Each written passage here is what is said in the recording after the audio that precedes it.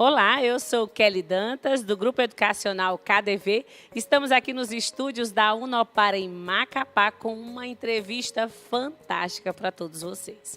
É isso mesmo. O nosso entrevistado de hoje ele é paranaense, assim, no mesmo local que a Unopar nasceu. É engenheiro agrônomo, portanto, um especialista, um empresário do agronegócio e atualmente ele é presidente da Junta Comercial do Amapá, mas já foi também presidente da ACIA. Sabe quem é o nosso entrevistado de hoje? Se prepare para curtir, comentar e compartilhar essa história. Gilberto Laurindo. Seja muito bem-vindo ao canal direto da Unopar e a gente quer saber quem é você. Conte um pouquinho da sua história, valores que trazem na sua bagagem. Eu sou o tal Gilberto Laurindo, um cidadão que veio do Paraná já há 28 anos, no final do período do território, e tivemos uma participação aqui empresarial no estado, no setor de aluguel de carro, de construção, mas particularmente no agronegócio. Nós fomos pioneiro. Por alguns anos eu fui, posso dizer, o único produtor rural, empresarial e mecanizado do estado, em produção de comida. E agora estamos diversificando essa coisa, consideramos a implantação do agronegócio no estado já uma realidade e agora temos que entrar em outros debates também, né? Muito bem, é isso aí. Bom, gente, o nosso entrevistado, um especialista no agronegócio, mas agora você vai para o institucional da Unopar e a gente volta falando sobre o agronegócio.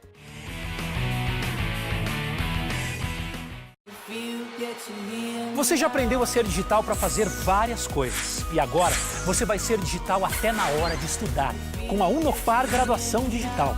Graduação Digital é ter aulas na unidade uma vez por semana com transmissão ao vivo do professor e estudar online quando quiser com o apoio de tutores. A pioneira em EAD está inovando mais uma vez. Unopar Graduação Digital. Você digital até na hora de estudar. Estamos de volta no canal direto da Unopar com Gilberto Laurindo e a gente vai falar do seguinte. A gente sabe que está tendo explosões populacionais, a China foi a primeira, a gente tem a Índia seguindo o caminho e quando se ganha mais dinheiro se come mais e, portanto, o setor agrícola precisa potencializar. O Brasil é um dos grandes celeiros e por que o Amapá está na contramão? A gente tendo que trazer tudo de fora. Conta um pouquinho para a gente das dificuldades da titularização dos imóveis, dos terrenos, do financiamento. O que é que está acontecendo com o setor do agronegócio aqui no Amapá? É uma tristeza, né? A exportação de dinheiro em troca das nossas comidas básicas. Isso é um processo que vem se repetindo há muito tempo e nós estamos trabalhando fortemente para quebrar essa verdade. E ela precisa acabar. No mundo somos 7 bilhões de pessoas e a China, a Índia, cada ano inclui praticamente um Brasil de gente na turma dos que comem e cada vez mais nós temos a necessidade de produzir comida. Então o Brasil como segundo maior produtor e é importante que se diga que apesar de sermos o grande celeiro do mundo, nós plantamos 9% do território brasileiro, ou seja, em 518 anos, preguiçosamente levantamos tarde, não fomos para a roça na medida necessária e não chegamos a 2 dígitos da área de produção. Então, apesar disso, nós produzimos enormemente com altíssimas tecnologias, nós quase que invejamos os americanos em produtividade de soja, em tecnologia de produção de porco, de aves, né, e muitos itens. Ficamos atrás um pouquinho ainda no milho e alguns outros itens, mas eles são ainda os campeões em produção. E nós precisamos, aqui no Amapá, levantar mais cedo e levar a sério essa questão da produção, porque a gente tem essa cultura de relações com o ente público, e aí trabalhar, levantar, ir para a roça, botar chapéu na cabeça, botina no pé, isso dá serviço, né? É melhor a gente ficar meio pela sombra. E vai ter uma hora que não vai ter mais jeito, né? Eu tenho dito já há tempo, quando chegar próximo de 1 milhão de pessoas a nossa população, é possível que tranque a nossa engrenagem do FPE, dos FPMs, dos municípios e não rode mais a nossa roda da economia. Então, não vejo o extrativismo como a saída sustentável, ao contrário do que a gente ouve os mentirosos pregarem, que precisamos de desenvolvimento sustentável. Aliás, tivemos um período aqui que tinha um apelido até de política de governo, só que desenvolvimento sustentável é plantar, criar os nossos bichos, produzir a nossa própria comida. A gente se sustenta produzindo a nossa alimentação e não exportando dinheiro, porque ele acaba e aí a gente fica sem comida. Então é preciso que a população, estudantes, essa geração mais jovem, comece a ter consciência de que a porta de entrada do nosso desenvolvimento e a porta de saída como solução para as nossas questões econômicas passam pela produção. Então temos que produzir a soja, que já estamos produzindo pouco, o milho, e aí produzir a ração, e daí produzir os suínos, e daí produzir as aves, e daí fazer o frigorífico, e daí fazer o dinheiro girar aqui mesmo, em vez de exportarmos muitos milhões de dinheiro para vir a nossos alimentos básicos, nós vamos ficar com o dinheiro andando por aqui mesmo. E aí a roda começa a girar e nós vamos produzir os empregos. Eu acredito que para nós sermos autossustentáveis nas alimentações básicas, nós podemos produzir aí 30, 40 mil empregos diretos, né? Poderemos parar de nos queixar e fazer um projeto ambiental inteligente, por exemplo. Mas como se toda a mídia exterior, Gisele Bündchen, Fafá de Belém, todo mundo a favor, levantando a bandeira do ecologismo, cuidando da Amazônia, mas sem cuidar do povo da Amazônia. Pois é, cuidando da Amazônia estamos nós, que estamos lá na roça produzindo comida. Esses mentirosos que nem aqui vêm e não sabem onde é que é o Amapá, não respeitam os 25 milhões de pessoas que moram na Amazônia e acham que nós temos que viver na pobreza. E aí esse conceito socialista, que até o Papa já tratou disso, produz miséria para se alimentar dela, e aí tudo é contra. Não podemos prospectar petróleo, não podemos desenvolver o agronegócio, não podemos industrializar, não podemos mineralizar, não podemos, porque isso estraga o meio ambiente. Então vamos comer as folhas das árvores? Ou vamos viver na miséria? Então o projeto é plantar 4, 5% do estado do Amapá, deixar 95% para esse grande condomínio mundial ambiental, doar isso lá para a Gisele Bündchen, né? Já que ela está preocupada. Agora, o que permanece é a mentira. Se você for lá na Europa perguntar como é que está o Brasil, o que você acha da Amazônia, vão lhe dizer, era muito bonito, pena que destruíram tudo. Gente, para vocês estudantes, nós cultivamos 9%, 8,5%, 9% do território brasileiro até hoje. Nós não plantamos nem 0,5%, nem 0,2% do Amapá. O Mato Grosso, que é o vilão da destruição, plantou 8% de soja, milho, algodão, tudinho que tem lá plantado. É tudo mentira, gente. Então, o que precisamos saber? 68% do território brasileiro está exatamente como Pedro Álvares Cabral encontrou o Brasil há 518 anos. Está tudo aí a mata. Não tem nada disso acontecendo. Então, a gente precisa fazer um plano aqui para nós plantar 500 mil, 1 milhão de hectares, nós temos 14,4 milhões de hectares de terra. E eu tenho dito, a gente planta o 0,4 só, deixa 14 milhões aí. E isso é suficiente para a gente fazer um projeto ambiental inteligente, para sair na capa da Times, lá em Londres, em Nova York, do New York Times, para a Gisele Bündchen ler, dizendo o seguinte, essa parte oriental do Amapá não consome combustíveis fósseis. Nós podemos fazer uma lavoura aqui de dendê, que floresta as partes que não estão, nós podemos fazer aqui uns 40, 50 mil hectares de cana e produzir álcool, quer dizer, olha, a gente não vai mais consumir gasolina e óleo diesel, porque lá na França, onde esse povo chique mora, lá estão dizendo que na Alemanha saiu ontem na matéria, que não é mais para andar com carro a diesel, porque polui muito. Que tal a gente botar biodiesel e álcool nos carros? Por que a gente não faz isso como um projeto ambiental e não como uma questão de vir destruir a Amazônia para plantar cana? Queima do Curiaú ao Cabo Orange, quase 2 milhões de hectares por ano, e desde sempre, praticamente o único incomodado com isso sou eu. Ninguém quer reclamar de nada. Isso aí faz parte do bioma da Amazônia. Um ex-amigo, ex-governador já me disse isso. Então, a gente precisa começar a decidir se queimada faz mal para a Amazônia, ou para o solo, para o meio ambiente, ou se faz bem. Porque se alguém desmatar ali 10 hectares e botar fogo, daí dá aquecimento global, causa efeito estufa, dá um monte de problema. Mas se cair um raio e queimar 1 milhão de hectares, não acontece nada, isso faz parte da natureza. Então é bom que a gente estude os assuntos e pare de falar bobagem, e aí vamos trabalhar, e trabalhar com inteligência. A nossa Zona Franca está aqui, e nós precisamos de uma indústria básica, uma indústria mãe, que a gente chama, para fazer as EPE e para startar nossa Zona Franca, verde, que tem que industrializar o que nós produzimos. O que acontece? Podemos plantar aqui, por exemplo, 35 mil hectares de algodão, descaroçar, fazer a ração do boi para daí verticalizar a produção de proteína. A gente vai falar no próximo bloco. E depois a gente vai avançar nessas questões de produzir a roupa, produzir o tecido, criar uma indústria propriamente dita e gerar milhares de empregos e rodar a máquina da economia. Então, essas são as necessidades do Amapá e é isso que a gente propõe. Muito bem. Um discurso inteligente e que você precisa analisar.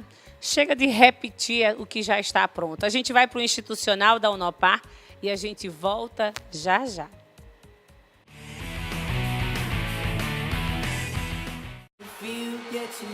Você já aprendeu a ser digital para fazer várias coisas. E agora você vai ser digital até na hora de estudar, com a Unopar Graduação Digital. Graduação Digital é ter aulas na unidade uma vez por semana com transmissão ao vivo do professor. E estudar online quando quiser, com o apoio de tutores. A pioneira em EAD está inovando mais uma vez. Unopar Graduação Digital. Você digital até na hora de estudar.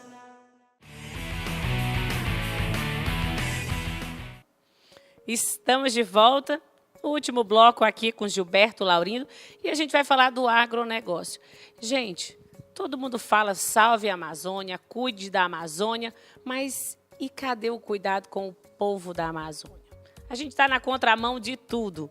O Amapá, o frango vem de Santa Catarina, o arroz do Rio Grande do Sul, o feijão da Bahia e a gente precisa verticalizar, produzir aqui e sermos sustentáveis.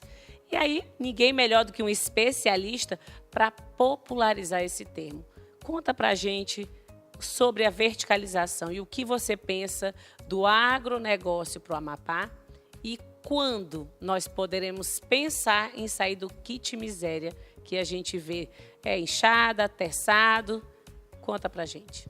Então, essa questão da verticalização é, na verdade, apenas produzir mais na mesma área ou numa área menor, né? Ou seja, produzir, aumentar a produtividade.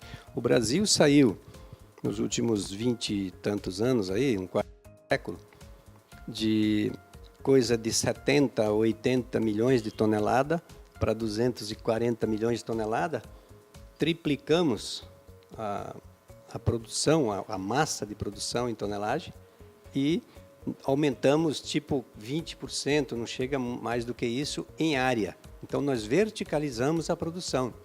Aqui no Amapá se produz o gado, um boi está em 3, 4, 5, 10 hectares, um búfalo aí solto nesses matos, nesses banhados, e a gente precisa prender esses bichos num 100 hectares, 1000 deles, produzir 10 boi num hectare, ou 100, ou 1000, conforme o tipo de confinamento. E eu falava antes, vamos produzir algodão, pegar o caroço do algodão e dar para esses boi comer, tudo dentro da mesma área, e não ter que usar metade do Amapá para criar meia dúzia de boi. O Mato Grosso do Sul tem umas 10 cabeças de gado per capita. Nós aqui temos menos de meia. Então, um projeto de desenvolvimento do Estado tem que passar por aí. Levar para uma e meia cabeça de animais per capita, por pessoa.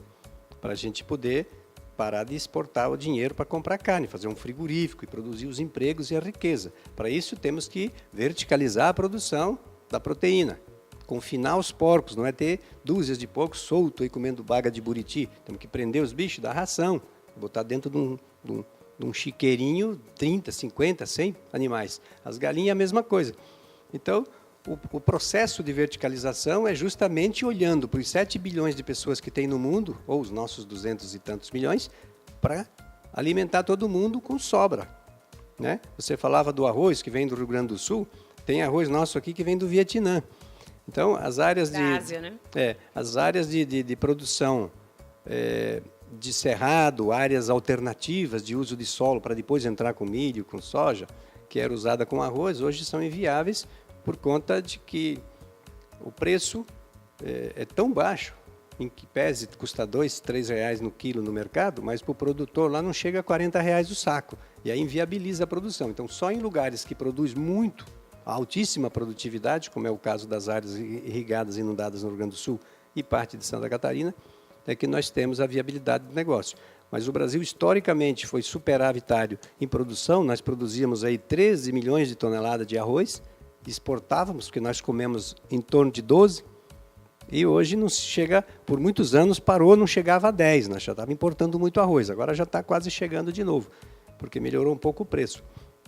Aqui no Amapá, nós plantávamos arroz, e aí agora já mudamos para milho e soja, e estamos avançando para frente. Eu sonho em ter um projeto de algodão e um projeto de cana, mas não com aquela finalidade de destruir o meio ambiente, muito pelo contrário, para viabilizar nossas indústrias, fazer a indústria de álcool, porque a nossa Zona Franca precisa e nós precisamos dos empregos, e parar de poluir, que carro polui. Então nós queremos um pedaço da Amazônia que vai estar preservada, que não tem poluição porque não consome combustíveis fósseis ou consome poucos. Com planejamento, né? Então tem que ter planejamento, mas já que nós moramos aqui na nossa ilha e falávamos antes que todo mundo de fora não gosta de nós e não quer respeitar os habitantes da Amazônia, ou seja, quer nos condenar à pobreza e à permanência nela, nós precisamos reagir. Temos inteligência aqui para produzir as soluções? Claro que temos, desde que a gente queira. Agora, se a gente decide as coisas, as políticas, de forma ideológica, e aí acha que nós vamos comer discurso, porque a gente só vota em gente que não produz nada e só faz discurso, principalmente na mentira.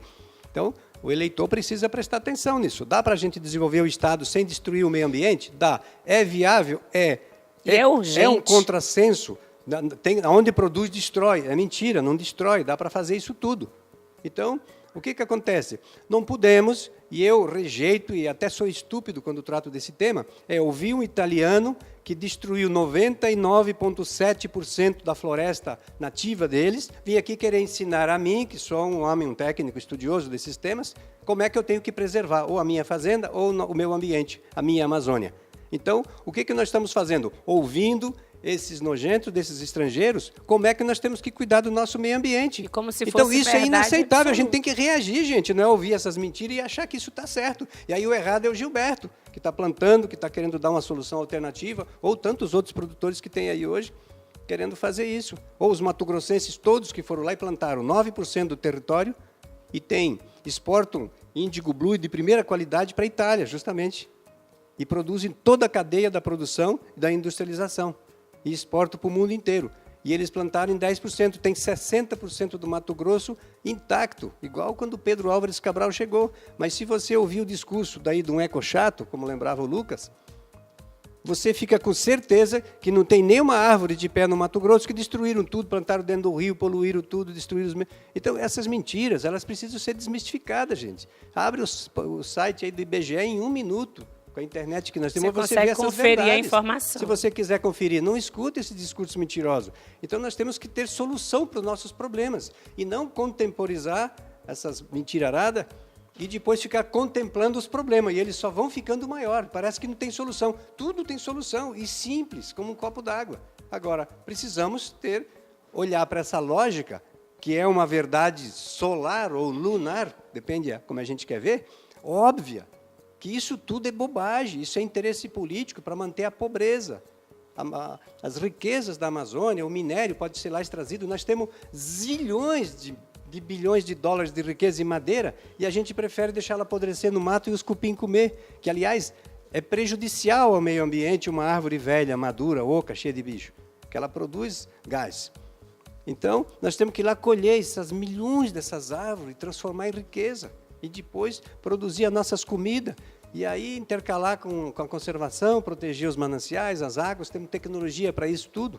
Nos anos 50, nós fizemos lá para o Sul, o Rio Grande do Sul que começou, claro, se cometeu grandes equívocos, se poluiu igarapés, hoje não precisa mais fazer isso porque nós temos o domínio tecnológico, nós temos o conceito da verticalização da produção aqui no Limpo.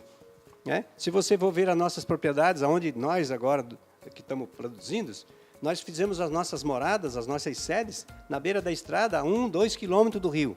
Então, não vai poluir, não tem lá churume, sujeira. É o ribeirinho nativo que faz o desmatamento. Então, você, na beira do rio, e faz os crimes ambientais. Você vai lá, sobe o Araguari de Porto Grande, e aí tem um assentamento lá. Então, cada 500 metros tem um crime ambiental inafiançável. Ou seja, um desmatamento num solo íngreme com 50%, 60% na beira do rio Araguari, e desmatado até na beira da água. Isso é uma obra do governo, o INCRA foi lá, sentou aquelas pessoas, o banco financiou aqueles empreendimentos, tem um barquinho na beira. Então, nós financiamos o desmatamento, nós destruímos o meio ambiente como política de Estado, feito um bando de incompetentes, e aí a culpa é de quem quer produzir a comida. Então, está tudo errado, o raciocínio está tudo invertido, gente. E eu estou dizendo coisas que todo mundo pode ver, ir lá e fotografar. Não é invenção nenhuma. Se você tivesse o poder de uma caneta mágica, qual a primeira ação para desenvolver o nosso agronegócio? Bem, não é caneta que desenvolve, é ação. É levantar cedo e trabalhar. As pessoas precisam ter o conceito de que cada uma tem que resolver o problema. Não é o governador que resolve.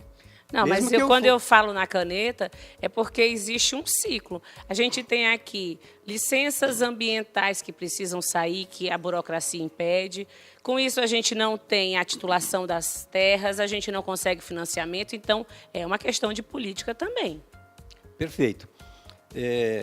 Esse é em segundo plano, mas veja bem, eu gosto de não tratar diretamente assim, porque senão diz, lá vai até o Gilberto, diz que não dá para fazer as coisas, que tem que ficar esperando pelo Estado.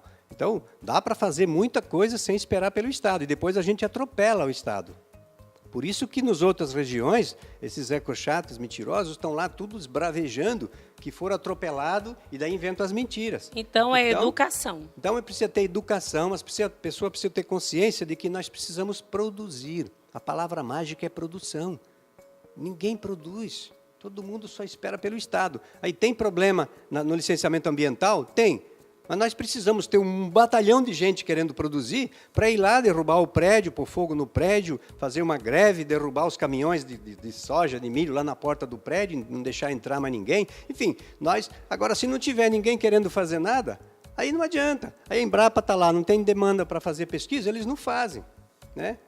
Então, nós vamos lá discutir, né? Eu fiz um estudo para a gente fazer uma fecularia, daí nós vamos lá discutir com eles. Eles não têm informação de cultivares, de período de plantio, de estruturação de solo, como é que faz para poder ter uma colheita num período mais longo, né? Senão na seca não colhe.